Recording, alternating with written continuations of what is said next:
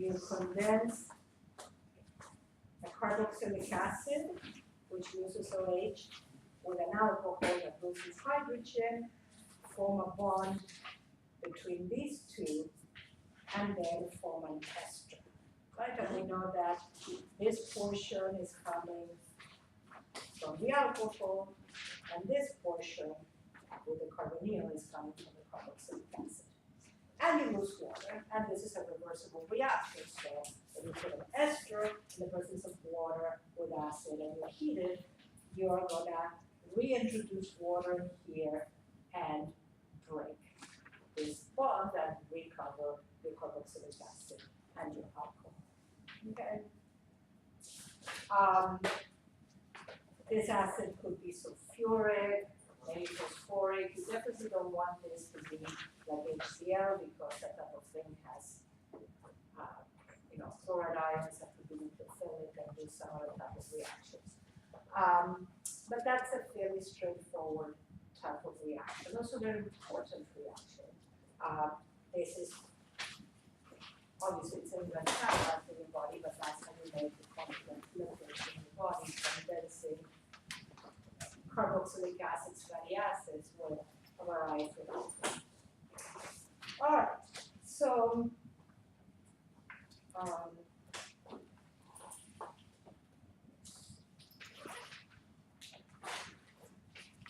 and we did this exercise as well.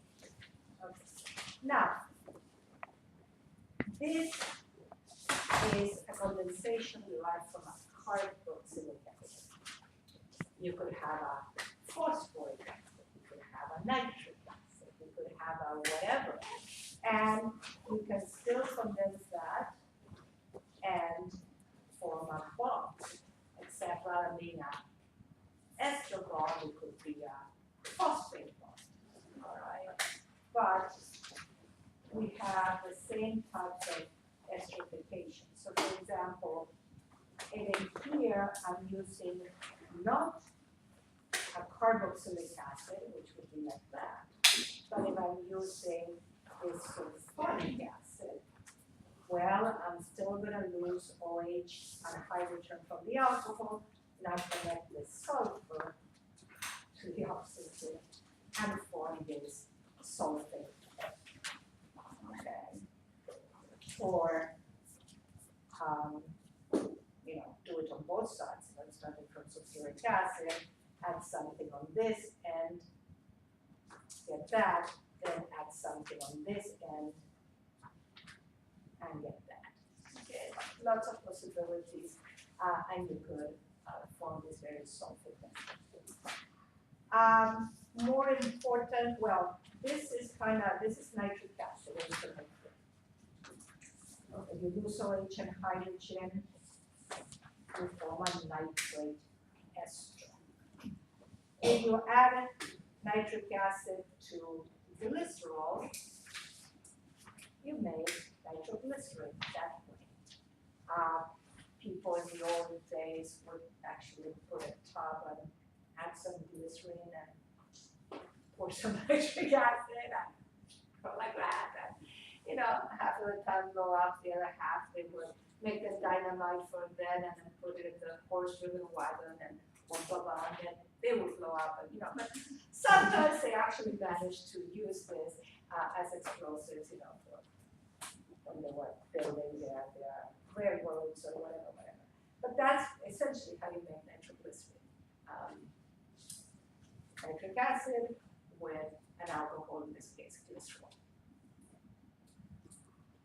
Phosphate esters are of a lot more interest in terms of biochem because we have a lot of this happening in your body, right? If you are condensing phosphate groups to amino acids, condensing phosphate groups to ATP, a nucleotide, you start with your nucleotide, adenosine, put a phosphate, adenosine monophosphate, put another phosphate, adenosine diphosphate, put a third phosphate, adenosine triphosphate. So your phosphate bonds in your DNA, right? You have your sugar and your nitrogenous base, and then sugar, the OH in your sugar can then connect with a phosphate. phosphate group. So phosphate esters are tremendously important in biochemistry.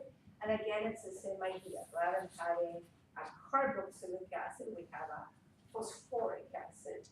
But the reaction is essentially the same. Lose hydrogen and OH, connect this oxygen to this phosphorus, and now we have this phosphate ester. And I'm showing you in here DNA, right? This is your nitrogenous base, your sugar initially had an OH group here, and this had an OH group here. We lost water, formed this phosphate ester, right? This sugar had an OH here, and this had an OH here, condensed and formed this phosphate ester. Okay, so very important bonds in biochemistry. All right, I'm really only going to be asking you about regular esters from carboxylic acids, but the others are sort of illustration of similar type of esters. Williamson ether synthesis. So far, we have been looking at,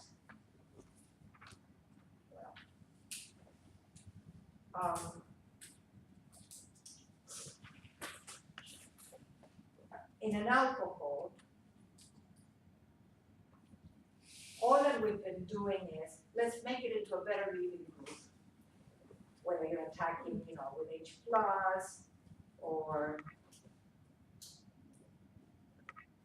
with tosylate or whatever, make it a better leaving group. And then your nucleophile can come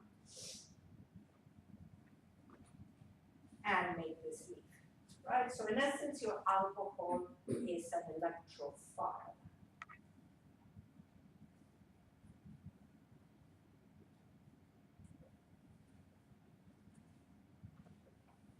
That is being attacked by the nucleophile once you convert your alcohol into a good leaving group. So let's now look at alcohol as a nucleophile. So as a nucleophile, what you're going to do is put a base, and this needs to be a reasonably strong base because the pKa of this is 17, 18, somewhere there. So this doesn't ionize in water. Hydroxide ion as a base doesn't do much for you. So we're going to need a stronger base. Things like amide ion or hydride ion or something along those lines, a strong base. But if you put a strong base, then this strong base abstracts this hydrogen and gives me now the alkoxide ion, the methoxide ion in this case. And that, of course, is a nucleophile. So now my alcohol is acting as a nucleophile. Okay.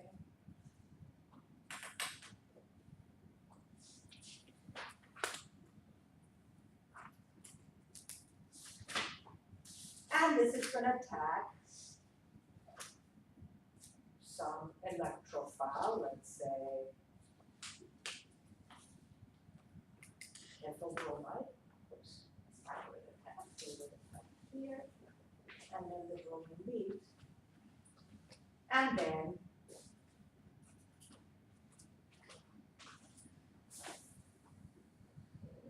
in this particular case you'll be forming an ether.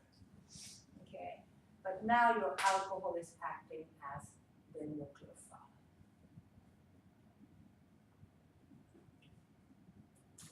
So this is generally called your Williamson ether synthesis. And for your Williamson ether synthesis, we're going to need a strong base, sodium hydride, sodium amide, or just plain sodium. And then abstract the hydrogen and make this nucleophilic alcohol. Right? The base has subtracted this hydrogen, make this my nucleophile, and then add it to some alkyl halide, something like that, and form this ether. An ether is an oxygen sandwich between two alkyl groups. So that's called West synthesis in ether. So this is a Williamson ether synthesis.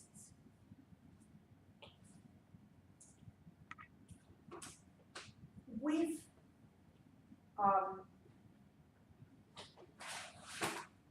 looked at other ways in which we made ethers.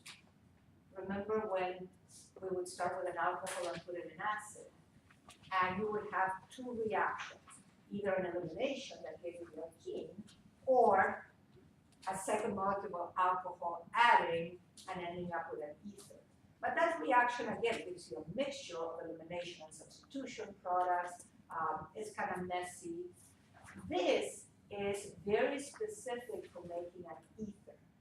And even more important, which you couldn't do in the other reaction, is you can make an unsymmetrical ether. That is, you can have two different alkyl groups connected to that oxygen because they're coming from two different molecules. Whereas when we were doing, putting an alcohol with acid, it's the alcohol that is being attacked by the same alcohol to do that substitution reaction. So both ends end up being the same. This allows you to build unsymmetrical ethers. Now, this is an SN2 reaction, right? This attacks this sp3 carbon with the halogen that leaves. SN2 reaction, backside attack, works best with methyl and primary halides. Secondary starts to become a problem, tertiary is a big no-no. So when I look at the product and I look at which bond do I want to make? Do I want to come with this alkoxide ion attacking this halide, which is primary, or do I want to come with this alkoxide ion that attacks this halide and forms this bond? But this halide here is secondary. I would be much better off attacking a primary halide. So there's, again, potentially two bonds that you could make via this reaction. You look at both and you decide to use your alkyl halide as the one with the least substituted carbon. Okay. So it wouldn't be this one. Your best option here is going to be to attack with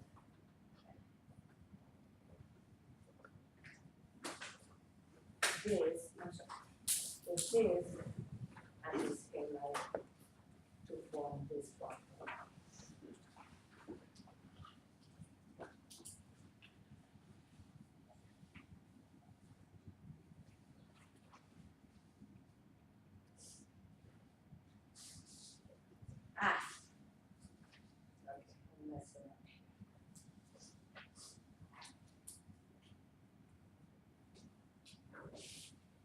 So attacking with this alkoxide ion, this halide, and then making it. All right, that is your best option because this carbon is primary. All right, so let's look at problem 12.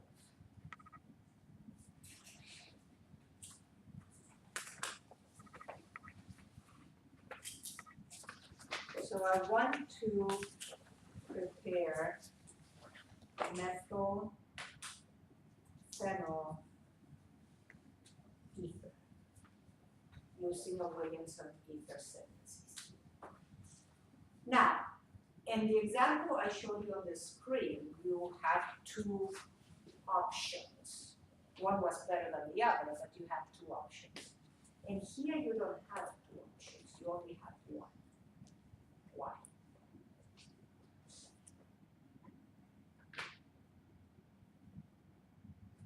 Because the phenol is secondary? It's not secondary, it's, so these are the two bonds that you could potentially form. If you were forming the red bond, you would be coming with this hydroxide ion attacking this halide, right? And that would form your red bond. If I were doing the blue one, I would come with this hydroxide ion attacking this. Is this possible? No. To do an SN2 reaction, you need an alkyl halide. You need an sp3 carbon, right? And ideally, a methyl primary. But sp3, this is an sp2 carbon. This, under no circumstance, can happen. It's just not an option. Okay, so you cannot have SN2 reactions or on an aromatic halide.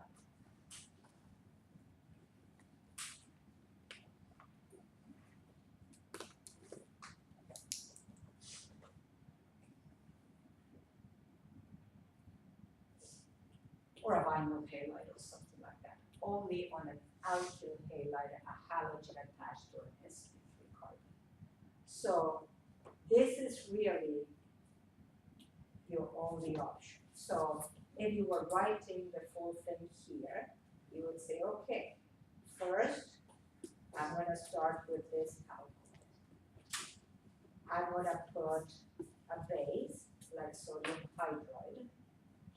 The sodium hydride, of course, this is what behaves as a base here. Abstracts this hydrogen, makes the alkoxide ion. I don't need to write the alkoxide ion, I just write 2. When I write 1 and 2 and 3, these are separate steps.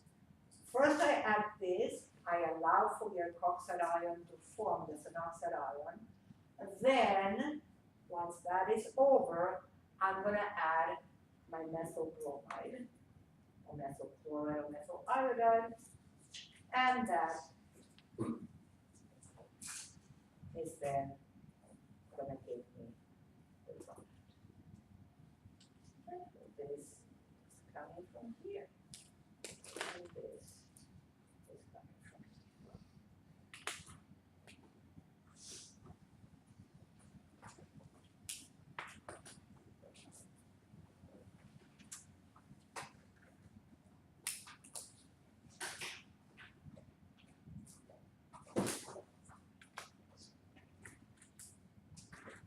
Now, there's a whole bunch of other ways that I can make this molecule.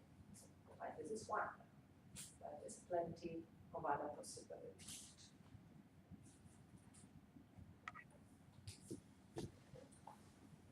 Now, we've talked about doing synthesis. This is a target molecule. Sometimes I will give you things to start from, or you have alcohols with no more than 3 carbons. So, whatever restriction I put. And then you have where you're starting from and where you're going to end up with, and you could have 5 steps in between. So you need to attack this from both ends. First, you look at the number of carbons that you have in your starting materials and your product. What is coming from where? What are the key bonds that I'm going to form, particularly the carbon-carbon bonds? what strategies am I gonna use to form those carbon-carbon bonds? Am I gonna use a grignard? Am I gonna use alkynyl ion, whatever, okay? And then there is just what we call functional group interconversions. Oh, let's oxidize an alcohol to a ketone. Let's, that type of thing. Those are generally easy. Getting that oxygen on that carbon is, maybe a little bit harder, but that's what you need to be thinking in terms of multi-step synthesis. You're looking at your product, you're doing your retrosynthetic analysis. How can I make this bond? How can I make this bond? What is the immediate precursor to that final product? Okay, so we're going to practice on some synthesis problems here.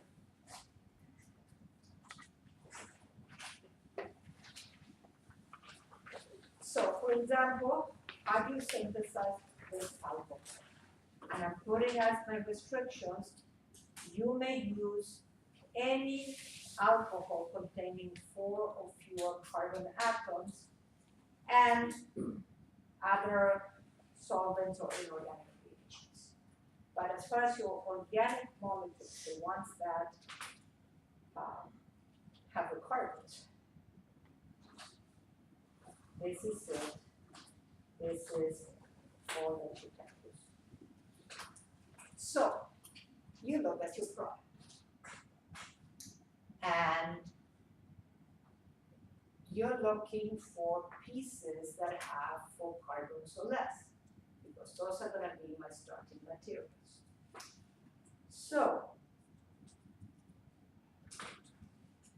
another thing that I can look at in here is that this is a symmetrical tertiary alcohol. So that should bring up there.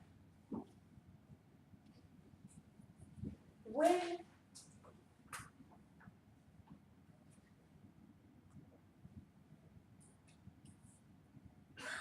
you have 2 identical groups that have been added to a carbon that used to be part of like a carbonyl bond oxygen, that usually results by adding twice to either an acid chloride or an ester. That's why we end up with those 2 identical groups.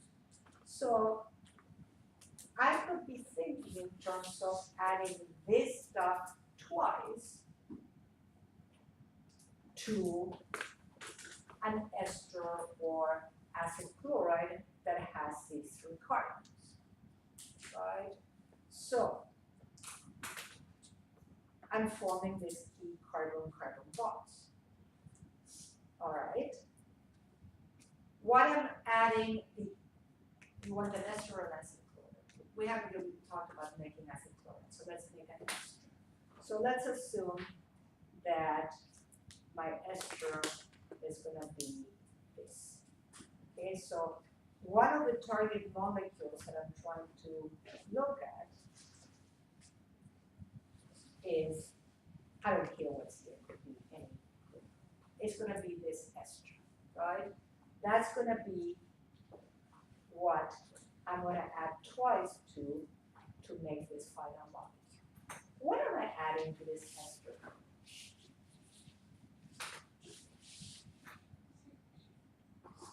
In what form are these 4 carbons? What reagent am I adding to here to give me this? Yes. If you're making carbon-carbon bond, gradient is a very good answer most of the time. Okay. So you're going to be adding 2 equivalents of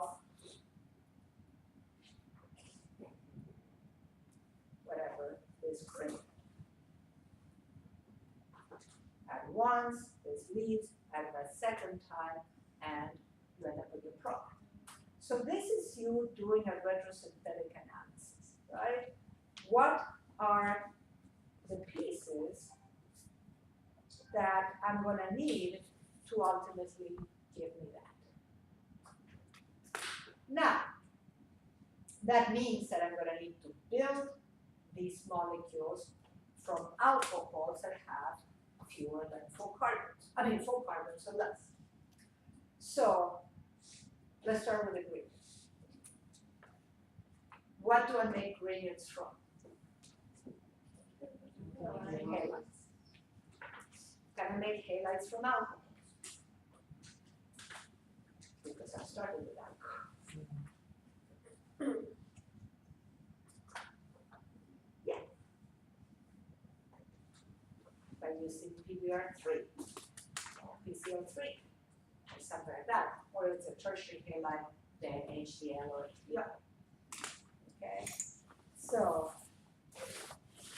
if the ultimate goal is to make this, then I'm gonna start with a 4-carbon alcohol, which I'm allowed to have. I'm gonna put PBr3 or PCl3 and make the halide. And then to that, I can add magnesium, an ether, whatever, that will give me the gradient, right?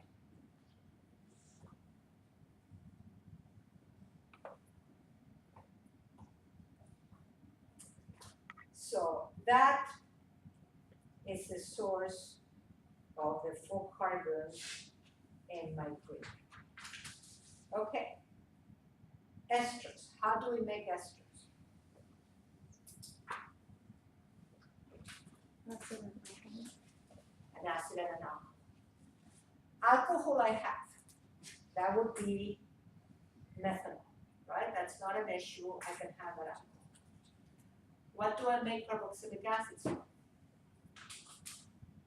Can I convert an alcohol to a carboxylic acid? Alcohol to an aldehyde. Correct. You're gonna oxidize, going from the aldehyde to the carboxylic acid. So I need these 3 carbons as an alcohol, which when I oxidize with a strong oxidizing agent like not PCC, so anything else, sodium dichromate, chromic acid, whatever, potassium permanganate, whatever you want. Let's make sodium dichromate. Potassium permanganate is fine, or sodium dichromate, or chromic acid, typically it's an acid. That would give you this 3-carbon carboxylic acid, right? And then to this 3-carbon carboxylic acid, I'm gonna add methanol with some acid, some sulfuric acid, something like that. And this is gonna connect with this to give me this ester. I don't care about this part. This is gonna fall off, right? So I don't care what it is. I can use methanol, ethanol, propanol, whatever I want, as long as it has 4 carbons or less. So these are my pieces. This is how I keep track of my carbons. And each and every one I've made from a starting material that are alcohols that have 4 carbons or less, which was my restriction. So now I'm gonna write the full reaction, right? So let's start with this. Okay, so to this, first I add my magnesium. Second, I add my ester. Now remember, I'm gonna need to use 2 equivalents of this because we're going relative to the ester. For each one ester, I'm gonna need 2 equivalents of the halide because I'm gonna add twice. And then I hydrolyze. And that's gonna give me my final product.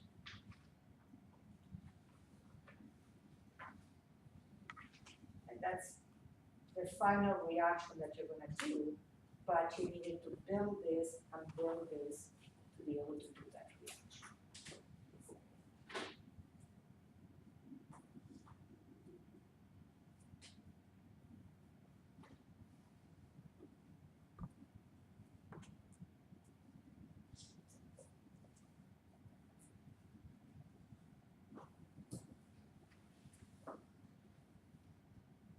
So carbons are essential. Forming carbon-carbon bonds is also essential. And you need to plan your synthesis.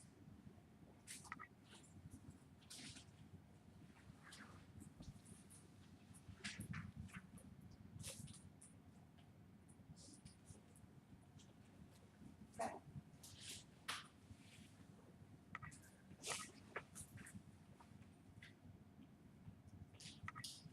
Okay, this is more guided synthesis. This is testing more on individual reactions, multi-step reactions.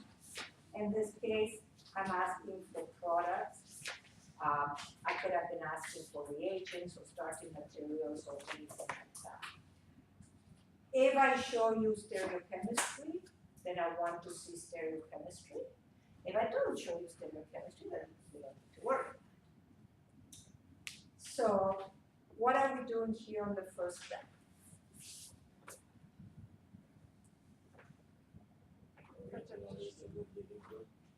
Converted the alcohol into a tosylate, which is a good lead, right? That doesn't change my stereochemistry, it just gives me this tosylate. What is gonna change the stereochemistry now is this iodine ion coming from the back and displacing this, right? That's gonna give me the opposite stereochemistry. So I draw this the same way, but now I put this in front and I put an iodine here, right? This is an SN2 reaction with inversion.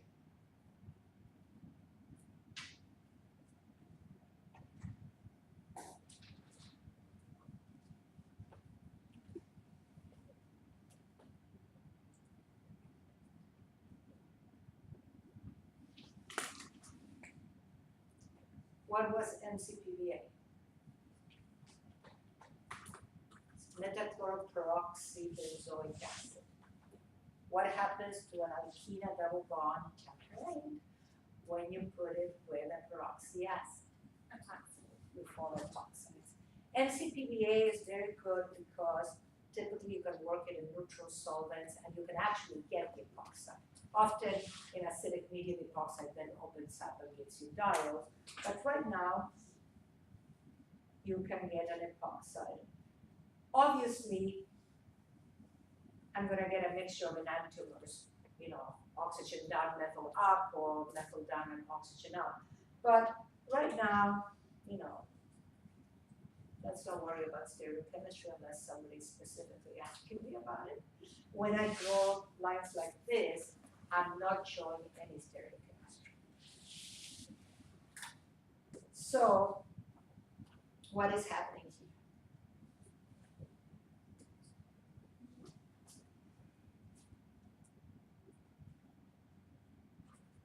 What is 1? What type of reagent is that?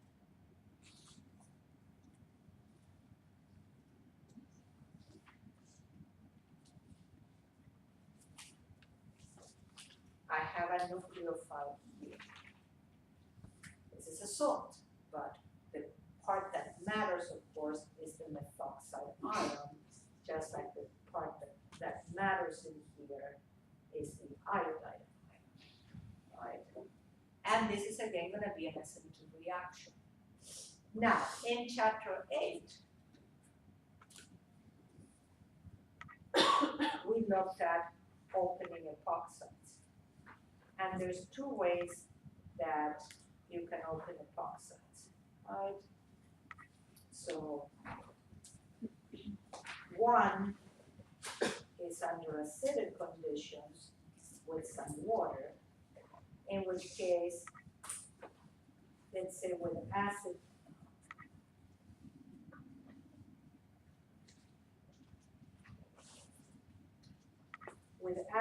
first, this oxygen would pick up a hydrogen and become positively charged.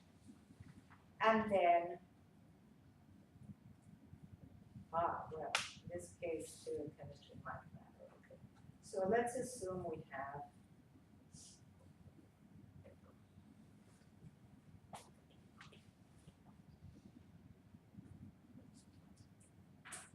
this particular enantiomer. So this picks up an oxygen.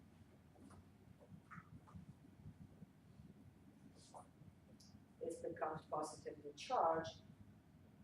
Now, this is positively charged, but the carbon that can better help the oxygen by donating some electrons is the more substituted one. So while I can put the positive charge here, this carbon has significantly more positive charge than this one. And so when your nucleophile attacks, it's going to attack here. Now, you don't realize that it's water, but if you had this in, let's say, methanol,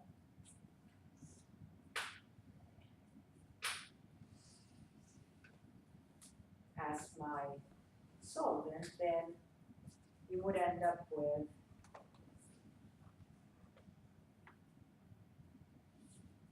this is of course an acidic reaction, and this over here. That is if you're doing this opening of epoxide with acid. Now, if you're doing the opening of the epoxide with base,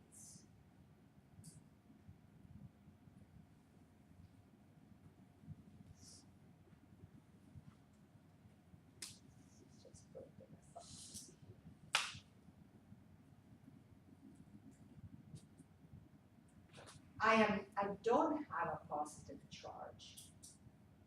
I don't have a reason why this would come here, because this is actually much more sterically hindered than this carbon.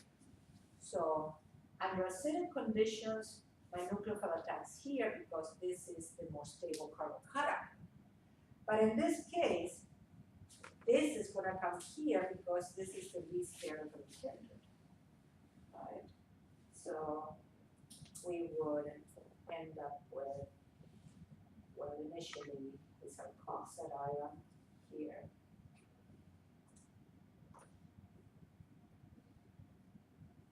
And then when I put this in acid, all the alcohol.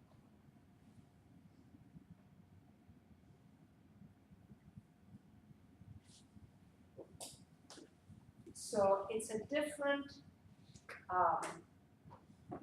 right in here my methoxy group is here with the methyl, and here it's in the other carbon, OH is here, OH is here. So it's different when you open under acidic conditions or under basic conditions, right?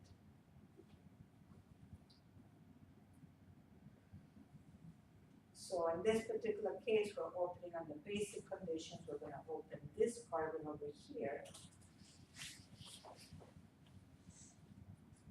And if I ignore stereochemistry, I still should know that this is going to attack this carbon, and I'm going to end up with this. If I pay attention to stereochemistry, then I know that my OH and OCH3 end up trapped because this is an SN2 reaction. An SN2 reaction inverts the center. So more correctly in this case, I would show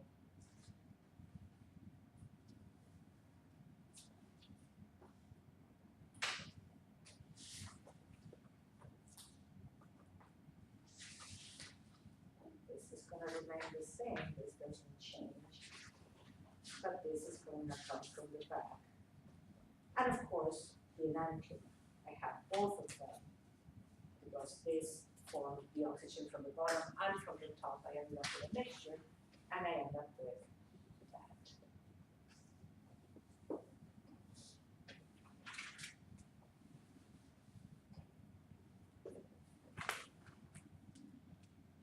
But of course, this would be a way of making alcohols or the process. We're going to get in chapter 14 to look at a lot more of the process.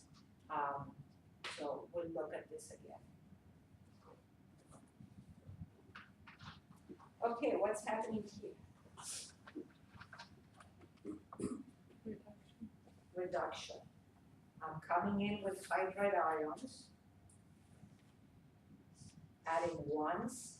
This leaves from the aldehyde, adding twice. This breaks and picks up a hydrogen, right? So at the end of the day, we have 1, 2, 3 carbons with an OH.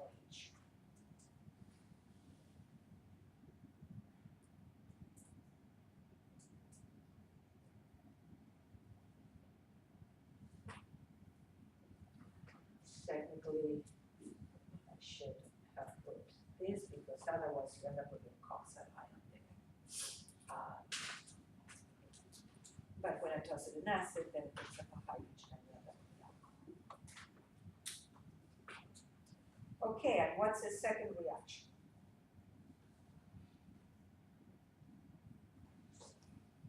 Of alcohol and carboxylic acid. Esterification. Right? We use OH and hydrogen, connect these two together. This portion is coming from the carboxylic acid, and this portion is coming from the alcohol.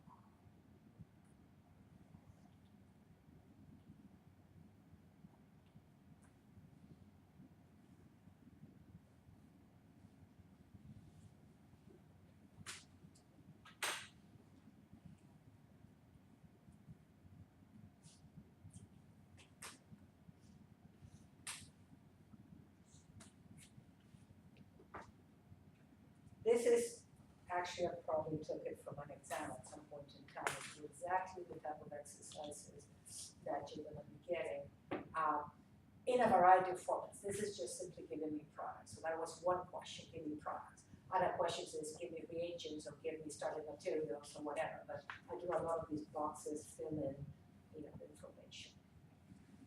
So what are we doing here?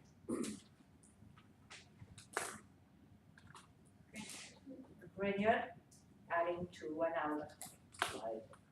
This adds here, this picks up a hydrogen, so we're gonna have this carbon, right, with an OH, the CH3 from here, and the CH3 from the Grignard, right, to form isopropyl alcohol.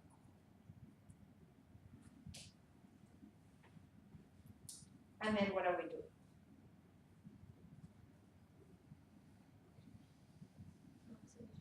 Oxidation, right? You look at this oxidizing agent, it's chromium with a bunch of oxygen.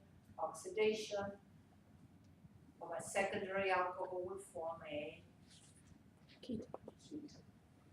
Right? You cannot oxidize this anymore under these reaction conditions. So the product is going to be this ketone.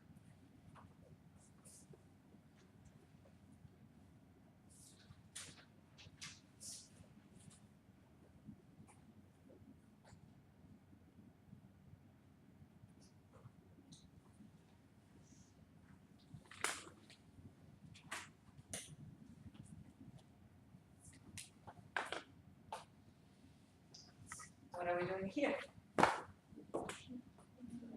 Reduction. We're adding hydrogen to this double bond and forming this alcohol. Right?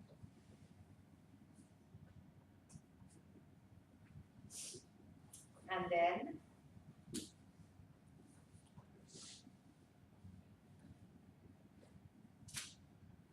Substitution. substitution, converting your alcohol to a halide.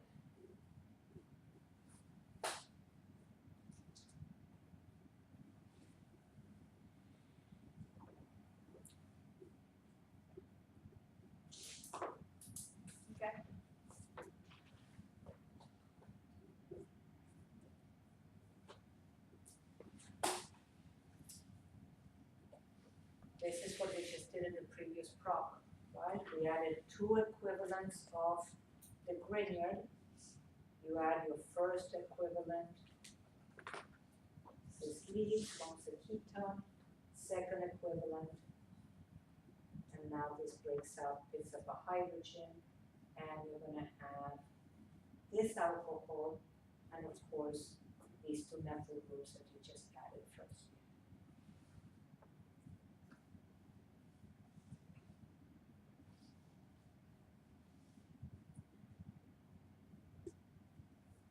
Okay.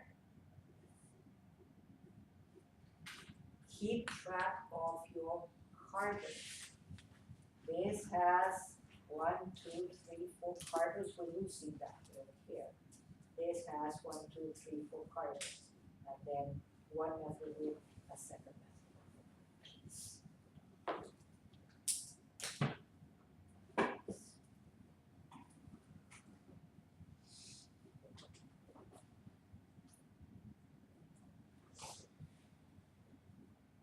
Okay. Make your own exercise. Look at the reactions. Look at, oh, let's make this, let's do a two-step synthesis, you know. Once you have your reaction pages, okay, ways of making alcohol. Okay, reactions of alcohols. Now start with, you know, ways of making alcohols. I can make it from an alcohol. Reactions of alcohols, I can oxidize an alcohol. Okay, let's start from a halide and end up with a carboxylic acid. Now you have something like that. Again, you can practice and you can put empty spaces and fill them up, you know, just, I mean, obviously work on what the book gives you, but you can make your own exercises. Just practicing from the reactions that we've studied. All right, so,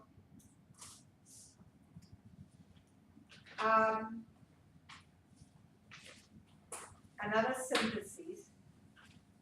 This one is easy in the sense that we don't need to add any carbons. Right? You look at your carbons,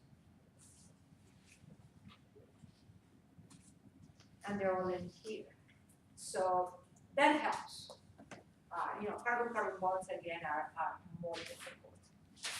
But what I clearly need in here is an oxygen. I don't care about the oxidation state of the oxygen. It's easy to convert alcohols to aldehydes or carboxylic acids or whatever. But I need an oxygen connected to that carbon. What's an easy way of adding an oxygen to a double bond?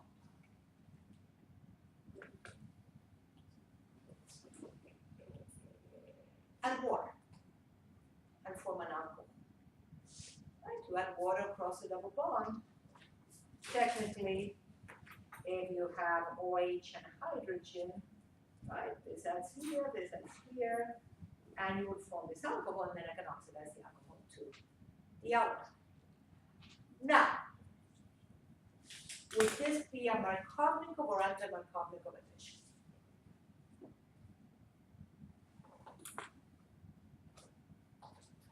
Anti-Markovnikov. So now, it's not just simply water. I mean, I put water as a general idea, but we need to do an anti-Markovnikov formation of an alcohol from an alkene that involves a hydroboration oxidation. Right, so that is chapter 8. And you need to know that, right? You need to know that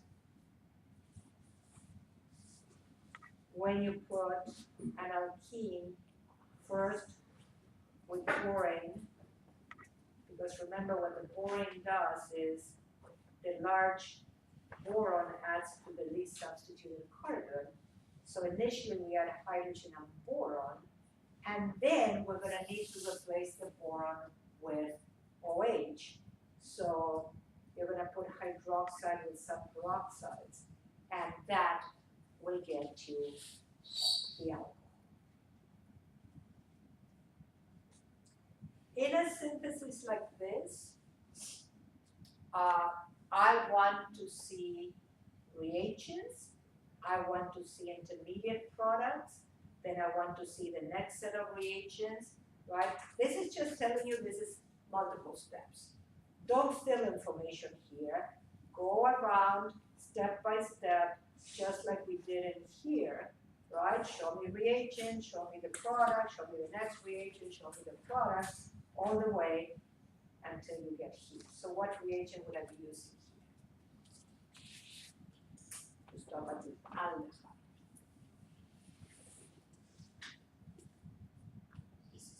PCC. Okay, that's the one reagent that allows me to stop at the aldehyde and not over-oxidize to the carboxylic acid.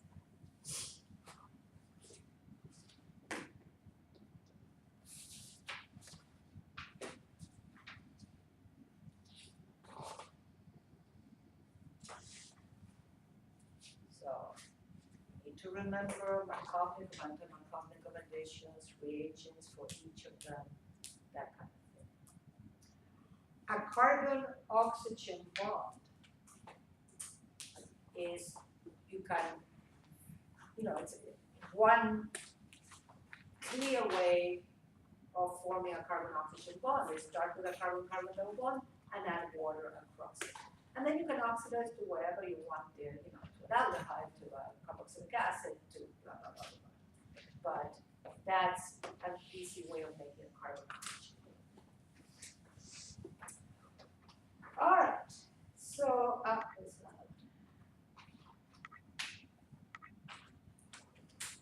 now in here we are adding carbons, right? Somewhere here we're going to need to make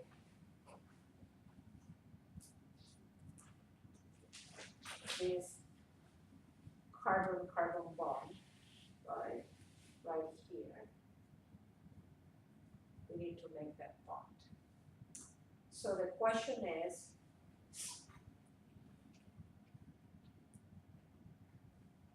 first of all, what reaction are we using to make one carbon-carbon bond? Yes! When in doubt, a carbon-carbon bond with gradient, okay? Your gradient is made from a halide, which you have. And to make an alcohol, you're adding either to a ketone or aldehyde or ester, or how do I introduce two carbons in between my gradient and your Two equivalent. No, not two equivalents, but two carbons. Because typically, if I add this to, some ketone or aldehyde or whatever, then there's only this one carbon in between this and the OH. But I want two carbons in between this and the OH. So two Fluorine. Ethylene oxide, right? That is what I want to add to. Not a ketone or aldehyde or ester or anything like that. For this, well, I can do it in one step. I can put first, let's put the magnesium to make the Grignard. Second, we put ethylene oxide. The Grignard comes, attacks this carbon, this opens up, make the alkoxide ion, and then I put in acidic water. Alright, so these are the two carbons that we're going to have between the benzene ring and the OH when this opens.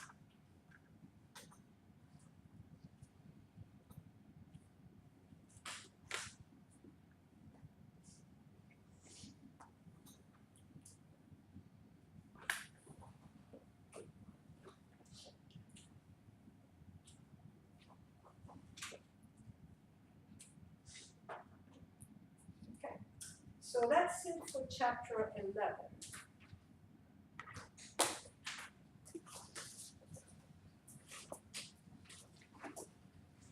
Which means we're going to get started on chapter 14, the last chapter before the exam. So,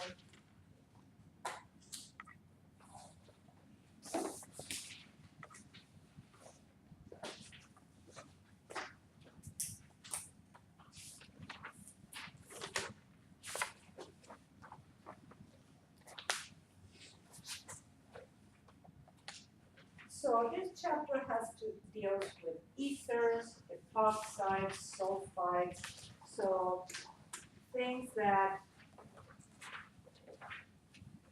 have an oxygen sandwiched between alkyl groups in the case of an ether, or in the case of an epoxide, something like that, or a sulfide, sort of like an ether but with a sulfur rather than an oxygen, right? This is the type of things that we're gonna be making and that we're gonna be using to react. So, starting with ethers.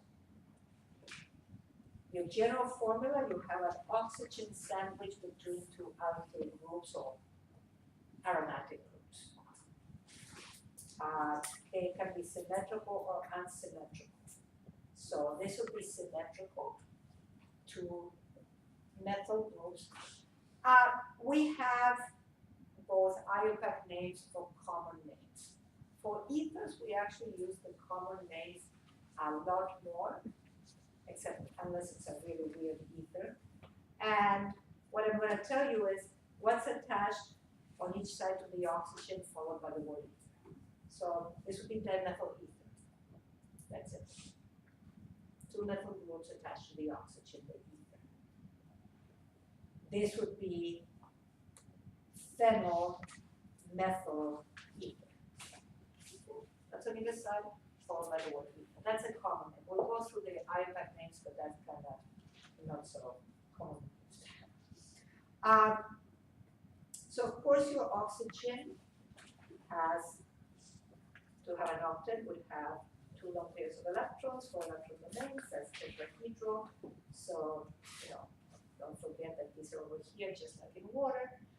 And then your alkyl groups over here, roughly tetrahedral angles, blah, blah, blah. This is mildly polar, right? This end is clearly different and more negative than this end. There's some polarity, but nothing compared to like an OH group, which is super polar, but hydrogen bond, whatever. This can hydrogen bond, but what is this? Is it a hydrogen bond donor or a hydrogen bond acceptor, or both? Accepted. So these electrons can attack hydrogen, right? So this would be here your hydrogen donor. This is your hydrogen acceptor, right? Ethers, an alcohol can be both. It can be a hydrogen, this is not an OH group. An alcohol can be a hydrogen bond acceptor and a hydrogen bond donor. But an ether doesn't have that OH group or NH group, so it can only be a hydrogen bond acceptor. Okay.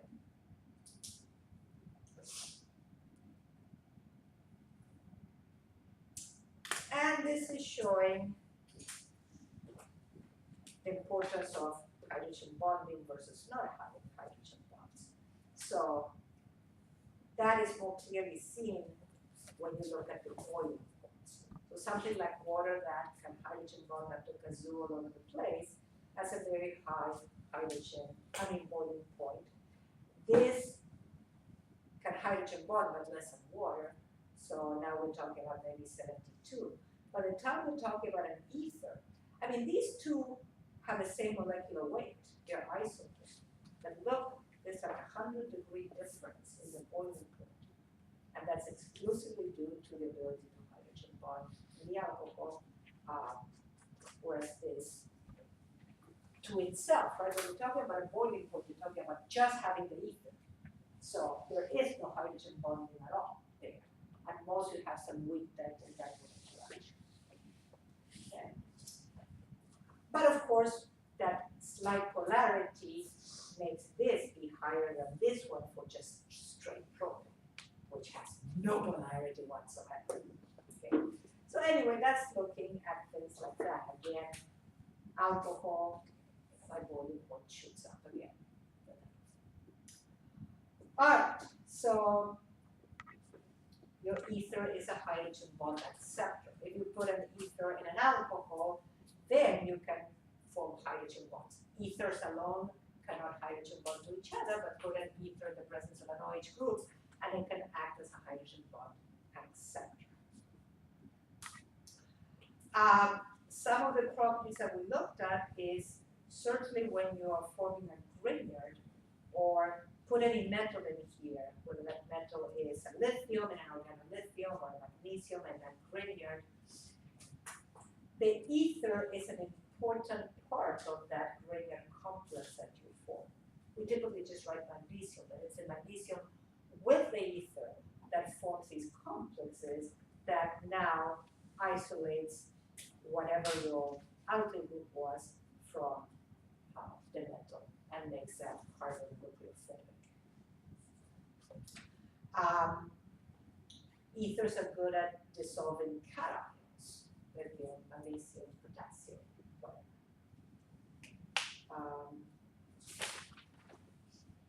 Alright, we looked at Grignards and keeping this interacting with the magnesium, making your carbon more nucleophilic as these interact, weaken this bond.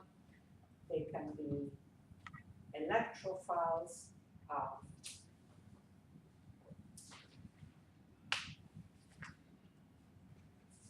This is your boring that we're using in hydroboration oxidation, or just solvating ions, like putting this potassium with these crown ethers over here. But anyway, they're good at interacting with positive charges, be it a hydrogen and OH bond or a metal, ethers are good at that. They're good solvents because they can interact with both polar and non-polar stuff. Okay, so we talked about the common names of ethers. The order in which you name the substituents really doesn't matter. There's older rules and newer rules. The older one was of increasing complexity. The current one in alphabetical order, I basically don't care which one to tell you first. So this is a methyl, this is a T-butyl group, so whatever order you want, methyl T-butyl ether or T-butyl methyl ether, either one is fine with me. This, of course, they're both the same, so lump them together and say this is diethyl ether. And sometimes they'll just tell you ethyl ether. Obviously, you need something else on the other side, and if I only tell you one type of group, then it's obvious that it's the same on both sides. But more correctly, diethyl ether. Now, for IUPAC names, I'm going to say, okay, I'm going to look at an alkane and then say that there's an alkoxy substituent attached to that alkane. So, if, for example, you consider this to be your alkoxy substituent on this alkane would be 2-methylpropane, right? So, I could call this methoxy methyl 2-methoxy 2-methylpropane. If I were using an IUPAC name, right? This is a methyl substituent. This is a methoxy substituent. And they're both attached to carbon number 2 of a propane chain. So 2-methoxy 2-methylpropane. Or the other way.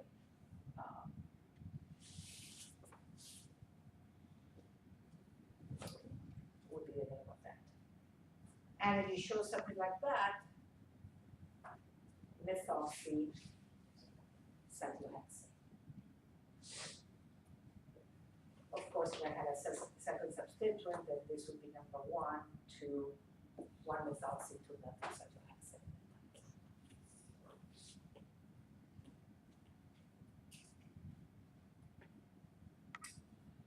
Cyclic ethers have their own special names. This one is ethylene oxide. and then you have all these different rings. Right now, you're not responsible for knowing any of these names. Other than ethylene oxide, I keep repeating that. Because we use it with gradients to add two carbons and make an alcohol. So that one you should kind of know, but I'm not gonna hold you responsible for knowing what appearance or furans or blah, blah, blah.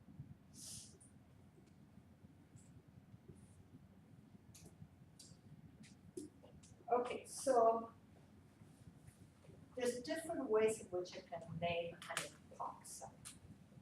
Alright, epoxides are now, they're ethers, but part of a ring, of a three-membered ring, right? That is what we call an epoxide.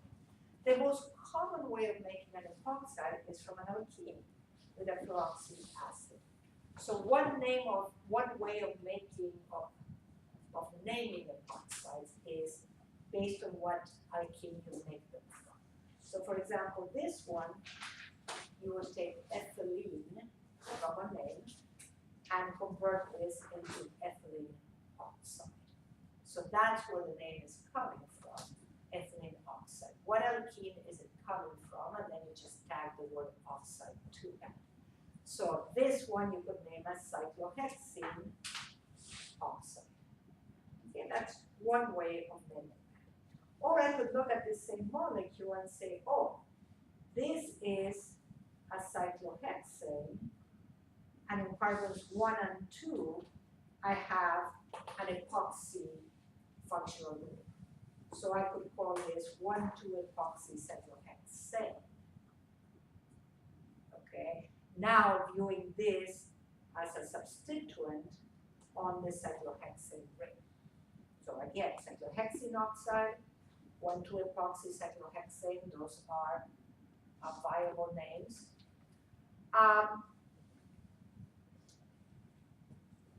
As a ring, this three-membered ring is called an oxy ring. So if I were naming this based not on something else, and this is like a functional group, but taking this as my parent ring, the three-membered ring, and then just naming the substituents that are attached to an oxy ring. Now, the oxygen is going to be one of this ring. It's not carbon one, but it's oxygen one. And then I would put, let's say, 2 and 3. So I'm going to tell you, attached to carbon number 2, I have an ethyl group. Attached to 3, I have an ethyl group. And then finish the name with oxylane. So it depends on the type of molecule. If it's an open, this epoxide with just some groups attached, this may be easier. But if you're talking about a ring, your substituents are not so easy. It may be better to name the ring and then tell me that I have an epoxy attached to carbons 1 and 2 or something. Okay. All right, so let's name these and then we'll finish for today. So oxygen is always 1? We have 3-membered ring.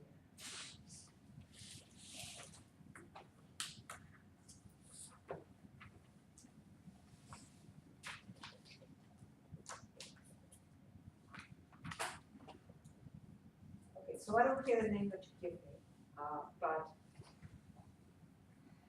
if I look at this, I would probably use the common name.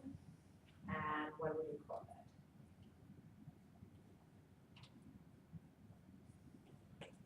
What are those groups? Isopropyl groups. So I would call this di-isopropyl.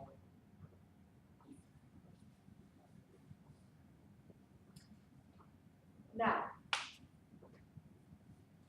this one I can name different ways. I could name it as a benzene and consider these to be substituents of the benzene and tell you that this is 1,4-dimethoxy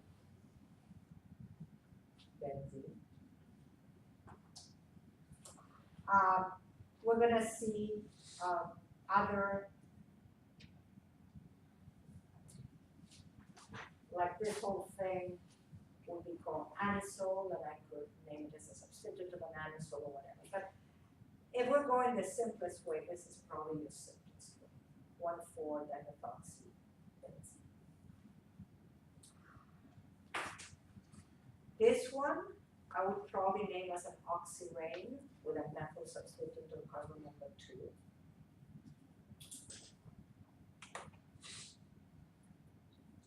Although, of course, I could name it, oh, this is the 1,2-epoxide, or this is the propylene oxide, something like that, because it comes from that propylene molecule.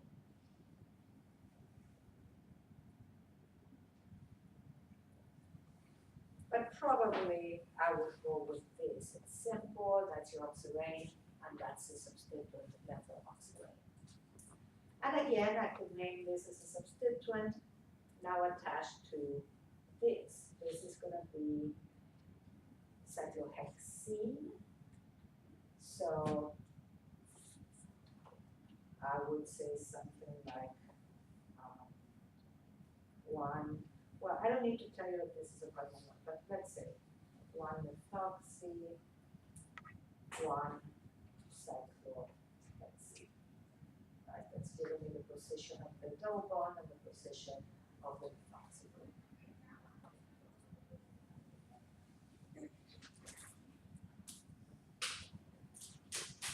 And I'm sure I could come up with different names, but that's what strikes me as the easiest way.